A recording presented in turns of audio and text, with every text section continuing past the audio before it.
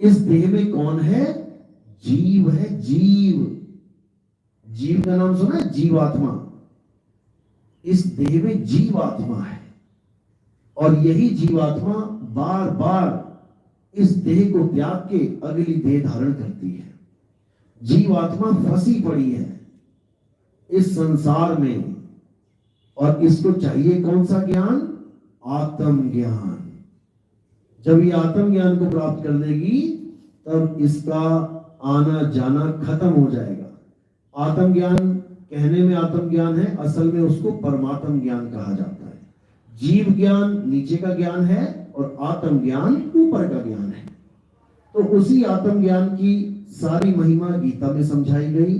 उसी आत्म ज्ञान के बारे में संतों ने ग्रंथों में बताया, लेकिन जीव इस ज्ञान को समझ नहीं पाया, इतना विवेकी नहीं था और उसी पत्थरों में, उसी नदियों में, उन्हीं पहाड़ों में उलझा रह गया, जो केवल एक माया का खेल है, इससे ज्यादा कुछ नहीं।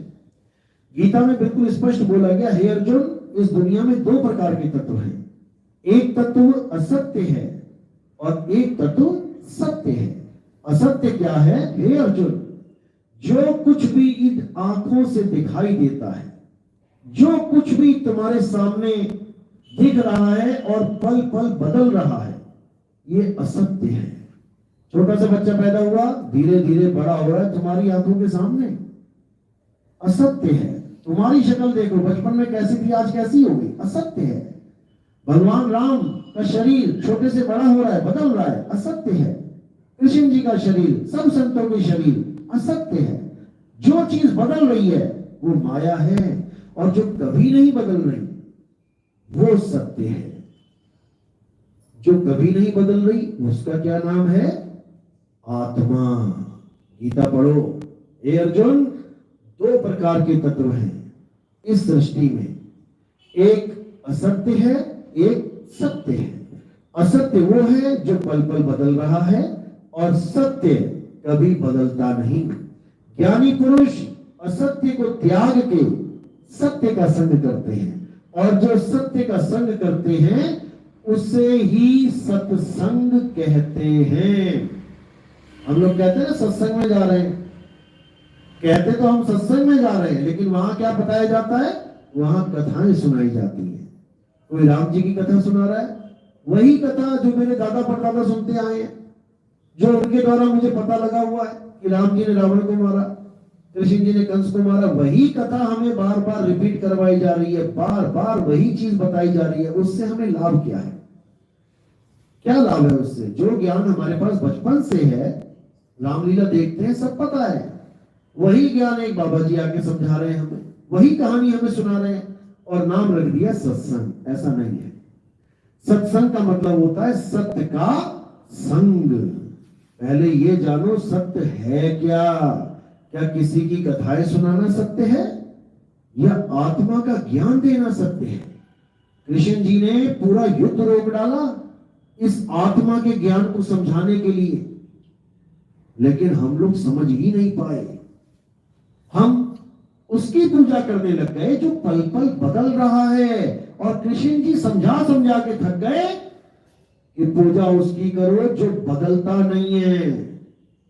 हम कृष्ण जी के शरीर की पूजा करने लग गए, हम उनके शरीर को कृष्ण मानने लग गए, जबकि वो समझा समझा के थक गए कि हे अर्जुन, मैं शरीर नहीं हूं, मैं ये 10 इंद्रियां नहीं हूं, ये तो मेरा रथ है, 10 इंद्रियों का रथ है, इसीलिए इसे दशरथ कहा जाता है और मैं इस दशरथ का राम हूं।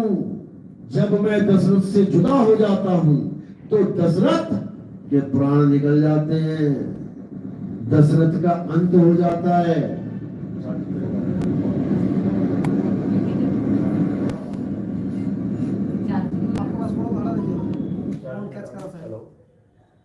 हमको कैच करना है ना, इधर कर दो, इधर कौन सा साइड कर दिए? हेलो मेरा तो है, हेलो इको कर दो। हेलो इको हेलो हेलो कम करिए। हेलो। हाँ। तो वही दशरथ राम के वियोग में प्राण त्याग देता है, यानी जान निकल जाती है। तो दशरथ कौन है कि 10 इंद्रियों का रथ, 5 ज्ञान इंद्रियां, 5 कर्म इंद्रियां। ज्ञान इंद्रियां जिससे हमें ज्ञान होता है, आंख से देखते हैं पता लगता है कौन है कौन नहीं, कान से सुनते हैं पता लगता है कौन बोल रहा है कौन नहीं, नाक से सूंघते हैं पता लगता है खुशबू है कि बदबू है, जीभ से स्वाद लेते हैं पता लगता है खट्टा है कि मीठा है, चमड़ी से आभास करते हैं कि गर्म है कि ठंडा है। तो ये 5 ज्ञानेंद्रियां और 5 कर्मेंद्रियां कौन सी हैं? हाथ, पैर जिससे काम करते हैं, मुख जिससे बात करते हैं, लिंग गुदा जिससे हम रोज की दिनचर्या करते हैं। तो ये 5 इंद्रियां और ये 5 इंद्रियां दोनों मिला के 10 इंद्रियां बनती हैं। लेकिन कृष्ण जी समझा रहे हैं कि हे अर्जुन, मैं ये 10 इंद्रियां नहीं हूं, मैं ये शरीर नहीं हूं, मैं आत्मा हूं, अजन्मा हूं, नित्य हूं, शाश्वत हूं। और तुम भी शरीर नहीं हो। कहीं तुम गलती से अपने आप को शरीर मानने लग गए। ये शरीर तो तुमने इस जन्म में धारण किया है मां के गर्भ में, तुम शरीर नहीं हो गए। शरीर तुमने कपड़ों की तरह धारण किया है और एक दिन इस कपड़े को तुम उतार दोगे। कोई भी है उतारना ही पड़ेगा। फर्क क्या है? ये वाले कपड़े कॉटन के, टेरिकॉट के होते हैं, सिल्क के हो जाते हैं, और ये वाले कपड़े 5 तत्व के हैं, मिट्टी, हवा, पानी, आग, आसमान। इसी 5 तत्वों से सारे शरीर बने हैं, चाहे वो आदमी है चाहे वो औरत है। हम कहने में कह रहे हैं कि वो आदमी और वो औरत है, लेकिन जब हम तत्व ज्ञान से देखेंगे तो आदमी और औरत मात्र शरीर है, 5 तत्व हैं, हड्डी है, मांस है, खून है, बाल है, खाल है। इससे ज्यादा क्या है? वही बैठे हुए सारे, खाल, बाल, मांस, हड्डी, खून। तुम कौन हो? तुम मांस नहीं हो, तुम खाल नहीं हो, तुम बाल नहीं हो, तुम खून नहीं। आत्मा है जिसकी वजह से ये पूरा शरीर चल रहा है, खा रहा है, पी रहा है, बोल रहा है, हंस रहा है, गा रहा है, सब कुछ कर रहा है। लेकिन हम अपने आप को नहीं जान पा रहे हैं, क्योंकि इतना ज्यादा रम गए हैं शरीर में कि अपने आप को शरीर ही मान बैठ रहे हैं। अब अगर हम शरीर मान के इस जन्म को खत्म करते हैं, यानी मौत आ गई और तुम अपने आप को आदमी और औरत ही मान रहे हो, तो तुम 100% मरोगे। देख लो सड़क पे मर रहे हैं लोग, या तो आदमी मर रहा है या औरत मर रही है, आत्मा नहीं मर रही। हॉस्पिटलों में देख लो, या आदमी मरेगा या औरत मरेगी, आत्मा नहीं मरेगी। तो तुम आदमी और औरत नहीं हो, तुम आत्मा हो और तुम कभी नहीं मर सकते।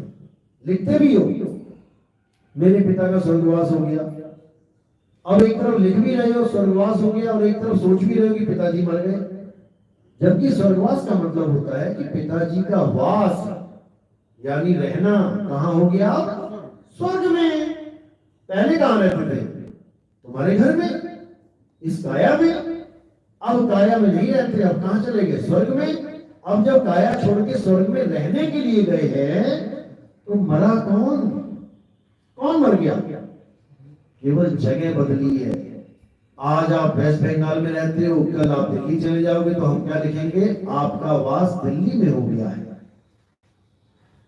मर नहीं गए। इसी प्रकार जब कोई जीव इस देह का त्याग करता है और आत्म ज्ञान में स्थित होकर करता है, यानी अपने आप को आत्मा समझ के, आत्मा जान के शरीर के कपड़े उतारता है, तो वो मरता नहीं है कभी, वो अमर हो जाता है। क्योंकि अमर वो पहले से ही है। ईश्वर अंश जीव अविनाशी। अविनाशी मतलब अमर, वो पहले से ही अमर है। लेकिन वो अपने आप को शरीर मान के अटक गया जन्म मरण में, समझ नहीं पा रहा कि मैं अमर हूं तो कैसे हूं। अब जिसकी वो पूजा कर रहा है वो खुद अमर नहीं है, जिसकी भी वो पूजा कर रहा है वो खुद अमर नहीं है। आए और शरीर त्याग के चले गए, यानी वो शरीरों की पूजा कर रहा है। जिन शरीरों की वो पूजा कर रहा है उन सबके नाश हो गए हैं, हो जाएंगे। पूजा केवल आत्मा की करनी है। इसीलिए साहिब समझा रहे हैं कि आत्म ज्ञान बिना न भटके, बिना आत्म ज्ञान के तुम ऐसे ही भटकते रह जाओगे। अब इस भटकना को खत्म करने के लिए क्या करना पड़ेगा? आत्म ज्ञान को जानना पड़ेगा। उसके लिए क्या करना है? सबसे पहले हमें अपने धर्म ग्रंथों का अध्ययन करना चाहिए। गीता पढ़ो, संतों की वाणियां पढ़ो, देखो उसमें क्या बता रहे हैं, आखिर क्या कह रहे हैं। सुबह दोपहर शाम पूजा पाठ करने से कुछ नहीं होता। स्कूल गए, अगरबत्ती लगा के घंटी बजा के वापस आ गए और पढ़ाई की नहीं तो क्या लाभ होगा उसका? मंदिर जाते हैं इसलिए नहीं जाते कि घंटी बजा के वापस आ जाओ, मंदिर जाते हैं कि जिन देवताओं की फोटो पड़ी है उनका ज्ञान तो समझ लो। कृष्ण जी के मंदिर में जाते हैं तो वहां पर गीता का ज्ञान समझने के लिए जाओ, गीता का ज्ञान पढ़ो। क्या कह रहा है? अध्याय 2 पढ़ो, देखो कितना समझाया जा रहा है। तो इसी आत्मा का ज्ञान सर्वश्रेष्ठ ज्ञान है, लेकिन बिना आत्मज्ञानी गुरु के ये मिल नहीं सकता। बहुत गुरु मिलेंगे आपको जीवन में, कोई मंत्र दे देगा, कोई तंत्र दे देगा, कोई भ्रम पैदा कर देगा, तेरी रसोई इस तरफ है, बाथरूम उस तरफ है, इसलिए घर में शांति नहीं हो रही है, तोड़वा देगा मकान तुम्हारे। जबकि ऐसा कुछ नहीं होता है। एक गली है, गली के दोनों तरफ मकान है, दोनों मकान गली में ही खुलेंगे तो एक का मुंह हो गया पूरब की तरफ, एक का मुंह हो गया पश्चिम की तरफ। अब कोई कहे नहीं तुम्हारा मकान पूरब की तरफ होना चाहिए था, तुम्हारा पश्चिम में हो गया, इसलिए तुम्हारे ग्रह में कलेश है। तो भाई पूरी लाइन का ही तो पश्चिम की तरफ है, सारी लाइन पूरा आधा शहर पश्चिम की तरफ है। किसी भी शहर में चले जाओ, दो ही तरफ मुंह खुलेंगे, इधर या इधर या इधर या इधर। कोई बीच में और लगे रोड बन गई तो चारों तरफ खुल जाएंगे। तो ये सब कुछ नहीं होता है। आपको केवल और केवल एक ज्ञान की जरूरत है, वो है आत्मज्ञान। उसके अलावा सब झूठ है। तो आत्मज्ञान कैसे मिलता है? गुरु के द्वारा मिलता है। गुरु 4 प्रकार के होते हैं। पहले प्रकार का गुरु वो होता है जो आपको मंत्रों से जोड़ता है। कोई राम राम राम राम, कोई अल्लाह अल्लाह अल्लाह, कोई वाहिगुरु वाहिगुरु वाहिगुरु, कुछ भी नाम जपने को दे सकता है। दूसरे प्रकार का गुरु होता है जो आपको मुंह से जपने के लिए नहीं देता, वो आपको श्वासों से जपवाता है। श्वास अंदर गई सो, श्वास बाहर आया हम, सो हम, सो हम। ये दूसरे प्रकार का गुरु होता है। इसको अजपा जाप कहते हैं। इसमें होठ कंठ नहीं लगेंगे, इसमें श्वासों के साथ सिमरन चलेगा। तीसरे प्रकार का गुरु होता है जो आपको कान में उंगलियां डाल के 5 धुनों के साथ जोड़ता है, अनहद नाद के साथ जोड़ता है, वो तीसरे प्रकार का गुरु कहलाता है। और जो चौथे प्रकार का गुरु होता है वो आपको सार शब्द, यानी सब शब्दों का सार, यानी जाप भी नहीं, अजपा भी नहीं, अनहद भी नहीं, इन सब शब्दों का जो सार है, जिसकी वजह से ये तीनों कायम हैं, उस शब्द से जोड़ देता है। इसीलिए वाणी आई है, जाप मरे अजपा मरे, अनहद भी मर जाए, और सुरत समाए शब्द में वाको काल न खाए। जाप मरे, जिन नामों को तुम जप रहे हो, क्यों जप पा रहे हो? तुम जप रहे हो राम राम राम राम, किसकी ताकत से जप रहे हो? किसकी ताकत से ये राम राम राम निकल रहा है? आत्मा की ताकत से। अल्लाहु अल्लाहु अल्लाहु, वाहिगुरु वाहिगुरु वाहिगुरु, किसकी ताकत से? आत्मा की ताकत से। तो ये नाम वो नाम नहीं है। जाप मरे, जैसी तुम्हारी काया मरेगी, सारे जाप भी मर जाएंगे, एक भी नाम नहीं बोल पाओगे तुम। जाप मरे अजपा मरे, श्वासों के साथ तुम नाम जप रहे हो, कब तक? जब तक तुम्हारी देह है, जब तक तुम्हारे सांस चल रहे हैं, तब तक। जाप मरे अजपा मरे, अनहद भी मर जाए, 5 तत्वों की 5 धुनें जो तुम सुन रहे हो, कब तक? जब तक ये देह है। देह का नाश हो जाएगा, सुनने वाला खुद ही देह छोड़ के चला जाएगा, तो क्या सुनोगे? इसीलिए बोला जात मरे अजब्बा मरे अनहद भी मर जाए और सूरत समाये शब्द में। अब इस पे ध्यान देना, सूरत समाये शब्द में, यानी जिसकी वजह से ये तुम्हारी काया चल रही है वो क्या है? सूरत। और समानी किसमें है? शब्द में। सूरत का मतलब है एक तार, जो बिजली की तार आ रही है तुम्हारे घर में, और ये आ कहां से रही है?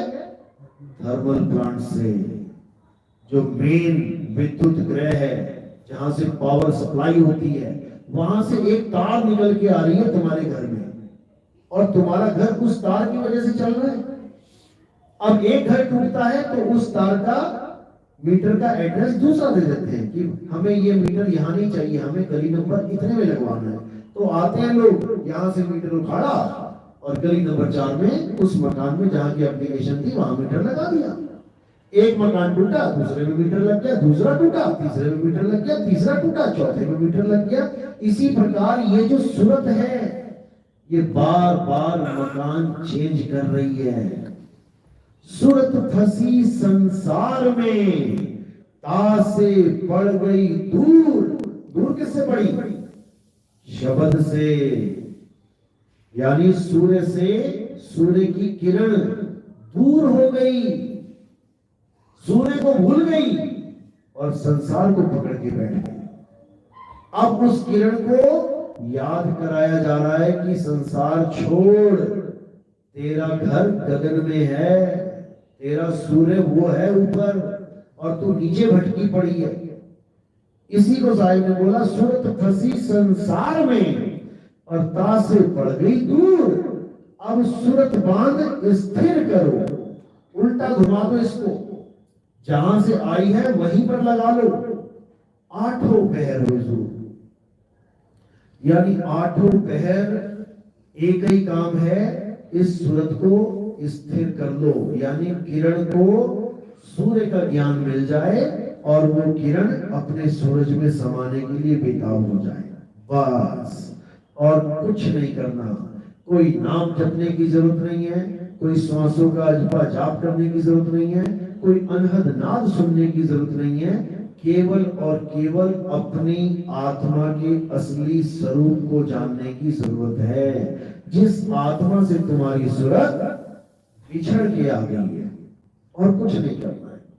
तो इसी ज्ञान को समझने के लिए बहुत बहुत ज्यादा विवेकी होना पड़ता है, क्योंकि आधे शब्द तो ऐसे बोल दिए होंगे मैंने जो तुमने पहली बार सुने होंगे कि ये क्या है। क्योंकि आज तक हमें जितना भी ज्ञान समझाया गया वो सब पवित्र ज्ञान था। थाली ले लो, लोटा ले लो, जल चढ़ा दो, प्रसाद खिला दो, भले मूर्ति खाए ना खाए।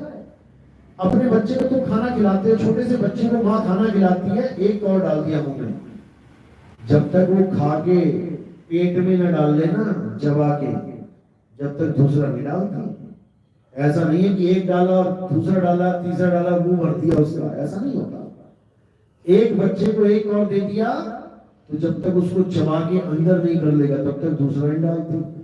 और भगवान को देखो, लड्डू लगाया, ये भी नहीं देखा कि खा के अंदर किया कि नहीं किया, मुंह पे चिपका रह गया और घंटी बजा के वापस आ गया। बताओ, बच्चे को तुम इतने ध्यान से देख रहे हो कि ये खा के अंदर करेगा तब मैं अपना काम पूरा समझूंगी कि मैंने पूरा कर लिया, भोग लगा दिया बच्चे को, और भगवान के मुंह पे चिपका दिया लड्डू, बाद में मक्खियां बैठ रही हैं, चींटियां लेके जा रही हैं, उससे कोई मतलब नहीं। तो ये सब ठीक है, पवित्र ज्ञान है, लेकिन ये असलियत नहीं है। जो हमारा धर्म कहता है, पहली बात तो हमें धर्म का ही नहीं पता हमारा धर्म क्या है। हमारा धर्म है सनातन। लोगों को सनातन की डेफिनेशन तक भी नहीं पता। लोग सोचते हैं भगवा चोला पहन लो हो गए सनातनी, राम जी की पूजा कर लो हो गए सनातनी, शनिदेव की पूजा कर लो हो गए सनातनी, हनुमान जी का भगवा झंडा लगवा लो मोटरसाइकिल पे, कार में, हो गए सनातनी। बिल्कुल नहीं। सनातन के बारे में जानना है तो अच्छी तरह गीता